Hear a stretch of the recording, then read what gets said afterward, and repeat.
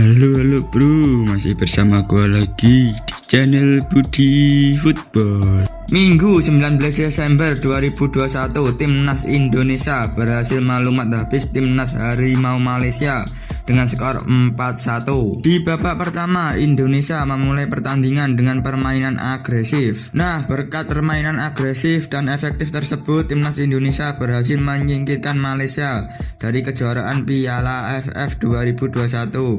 Nah, oke, kali ini Mimin akan membahas 5 faktor kesuksesan Timnas Indonesia dalam menyingkirkan Malaysia pada Piala AFF tahun ini.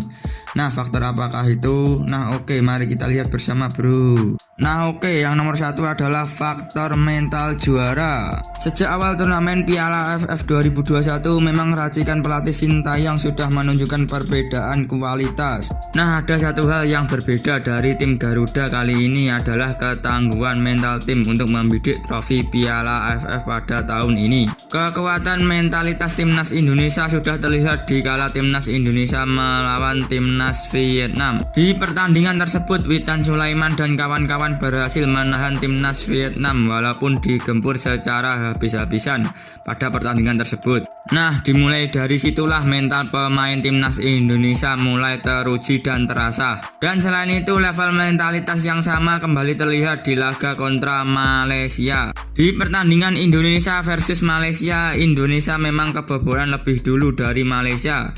Namun justru itu yang membuat mentalitas pemain Indonesia bangkit dan berhasil comeback dengan skor 4-1 melawan Timnas Malaysia. Nomor 2 adalah faktor taktik Sintayong. Memang faktor taktik dan strategi Coach Sintayong adalah hal yang paling penting dan paling vital dalam kesuksesan Timnas Indonesia dalam mengalahkan Timnas Malaysia pada malam minggu lalu. Pada pertandingan melawan Malaysia, Coach Sin kembali memilih formasi 4 back untuk memulai pertandingan malam itu. Lalu di babak kedua, Coach Sintayong mengubahnya jadi 5 back di babak kedua ketika memainkan Elkan Bagot. Meskipun tampaknya hanya membuat perubahan-perubahan kecil, setiap keputusan yang diambil Coach Sintayong terbukti manjur untuk mematikan pergerakan pemain Malaysia. Dan kesuksesan strategi Coach Sintayong mencapai puncaknya ketika memasukkan Elkan Bagot di babak kedua. Dan Elkan pun berhasil mencetak 1 gol melalui sundulannya.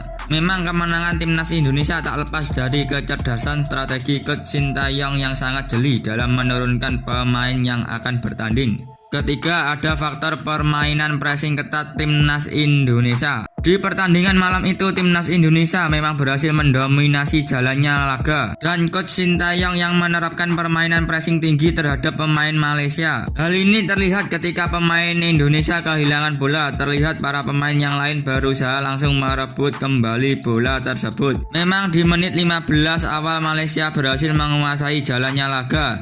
Namun berkat pressing ketat dan tinggi pemain Indonesia, Timnas Indonesia berangsur berbalik menguasai laga tersebut. Gaya bermain seperti inilah yang membuat Malaysia tak punya kesempatan untuk bernafas dan menyusun serangan.